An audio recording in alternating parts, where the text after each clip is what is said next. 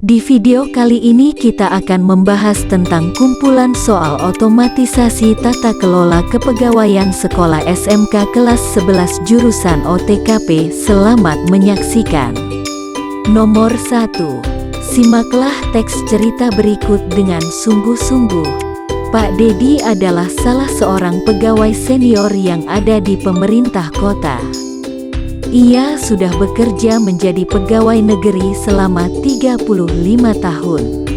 Dimanapun Pak Dedi bertugas, ia selalu mampu memberikan dampak positif atas perubahan-perubahan yang terjadi di tempat kerjanya. Tugas-tugas yang diberikan kepada Pak Dedi selalu dapat diselesaikan dengan baik dan tepat waktu. Pak Dedi juga terkadang memberikan tips-tips dalam menyiasati pekerjaan yang menumpuk. Berdasarkan teks cerita tersebut, Pak Dedi telah melaksanakan etika pegawai dalam kepada A. Etika dalam bernegara. B. Etika terhadap sesama pegawai. C. Etika terhadap diri sendiri. D. Etika dalam bermasyarakat. E. Etika dalam berorganisasi. Jawabannya adalah E. Etika dalam berorganisasi. Nomor 2. Salah satu nilai dasar yang harus dijunjung tinggi oleh pegawai negeri adalah profesionalisme, netralitas, dan bermoral tinggi. Manakah pada pilihan berikut ini yang menunjukkan sikap profesionalisme, netralitas, dan bermoral tinggi? A. Departemen Peternakan hari ini melakukan sidak menyusuri kota untuk mencari kucing dan anjing liar untuk ditangkap dan diberi vaksin rabies agar tidak menyebarkan penyakit kepada manusia. B. Salah satu camat melakukan pungli kepada masyarakat yang membutuhkan tanda tangannya. C. Ketua Badan Kehormatan DPR RI menentukan hasil sidang kode etik dengan cara bermusyawarah. D. Seorang pengusaha menawarkan proposal kerjasama dengan salah satu calon wali kota. E. Seorang sekretaris daerah mengembalikan beberapa hadiah yang diterimanya dari para pengusaha karena menganggap hadiah-hadiah tersebut sebagai bentuk gratifikasi. Jawabannya adalah E. Seorang sekretaris daerah mengembalikan beberapa hadiah yang diterimanya dari para pengusaha karena menganggap hadiah-hadiah tersebut sebagai bentuk gratifikasi. Nomor 3. Pak Made adalah seseorang yang beragama Hindu. Hari ini ia akan melakukan kegiatan pengambilan sumpah pegawai di Kementerian Keuangan. Manakah kalimat di bawah ini yang membedakan pengucapan sumpah pegawai Pak Made dengan pegawai lain yang berbeda agama dengannya? A. Om Atah Paramawisesa saya bersumpah. B. Saya bersumpah kiranya Tuhan menolong saya. C. Demi Allah saya bersumpah. D. Demi Sang Hyang Adi Buddha saya bersumpah. E.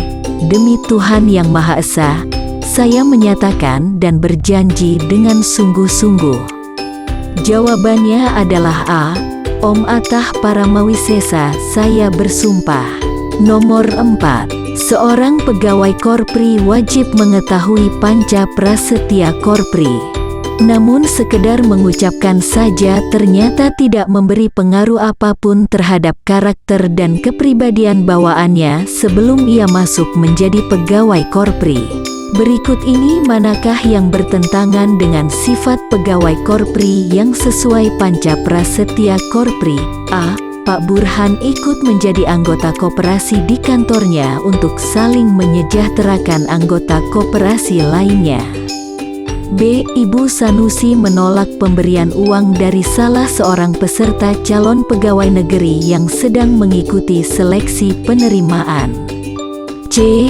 Seorang pegawai keuangan Teni AD menyerahkan sisa hasil usaha koperasi pegawai seorang pensiunan tentara kepada istrinya dengan menyerahkan kwitansi yang sah.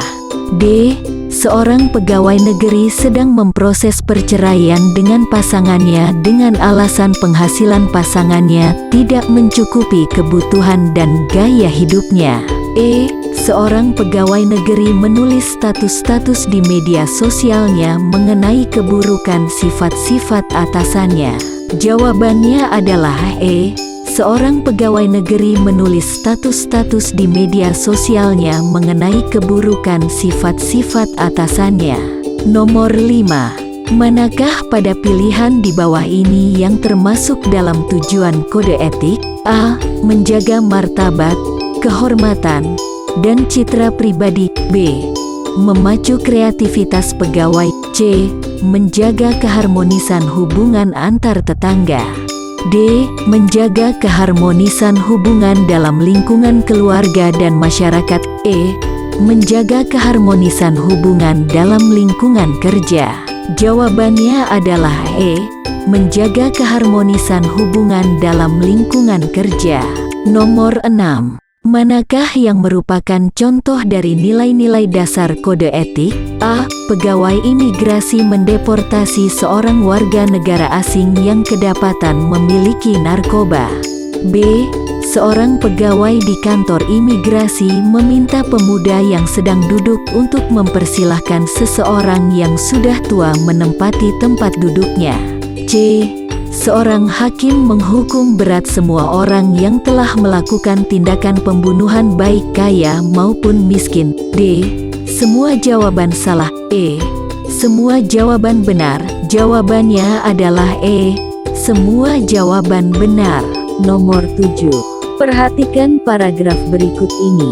Berdasarkan data Badan Kepegawaian Negara (BKN) sepanjang tahun 2017 sebanyak 1.759 PNS telah dijatuhi hukuman disiplin.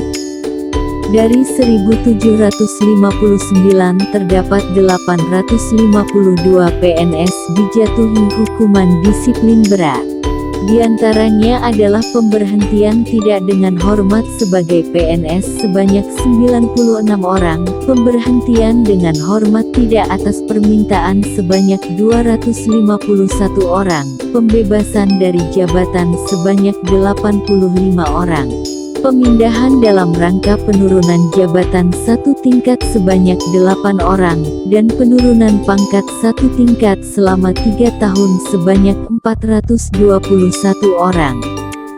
Berdasarkan paragraf di atas, apabila pelanggar adalah pegawai instansi yang menduduki jabatan struktural eselon 3 dan pejabat fungsional tertentu di lingkungannya, maka yang berhak memberikan sanksi adalah A. Pejabat struktural eselon I. B. Pejabat struktural eselon 4. C. Pejabat struktural eselon 3. D. Pejabat struktural eselon 2. E. Kepala regional instansi. Jawabannya adalah D. Pejabat struktural eselon 2. Nomor 8. Jumlah anggota dalam sebuah majelis kode etik berjumlah minimal adalah A. 1 orang, B. 2 orang, C. 3 orang, D. 4 orang, E. 5 orang. Jawabannya adalah E. 5 orang. Nomor 9. Manakah yang termasuk pejabat yang berwenang mengambil sumpah janji pegawai dalam lembaga pemerintah non-departemen? A. Kepala BKN, B. Kepala Polri, C. Hakim Agung, D. Hakim Mahkamah Konstitusi, E. Panglima TNI. Jawabannya adalah E. Kepala BKN. Nomor 10. Manakah yang merupakan pengalaman Panca Prasetya Korpri keempat? A. Memelihara kesatuan dan persatuan bangsa serta kesetiakawanan Korps Pegawai Republik Indonesia. B. Menjunjung tinggi kehormatan bangsa dan negara serta memegang teguh rahasia jabatan dan rahasia negara. C. Menghormati hak asasi manusia dengan tidak berbuat diskriminatif. D. Tidak khianat terhadap amanat Pancasila dan Undang-Undang Dasar 1945. E. Menegakkan kejujuran dan disiplin serta meningkatkan kesejahteraan dan profesionalisme. Jawabannya adalah A. Memelihara kesatuan dan persatuan bangsa serta kesetiakawanan Korps Pegawai Republik Indonesia. Terima kasih sudah menonton video ini. Lebih lengkapnya silahkan unduh di bawah ini link yang ada di deskripsi. Semoga bermanfaat. Jangan lupa klik tombol like, komen, dan subscribe.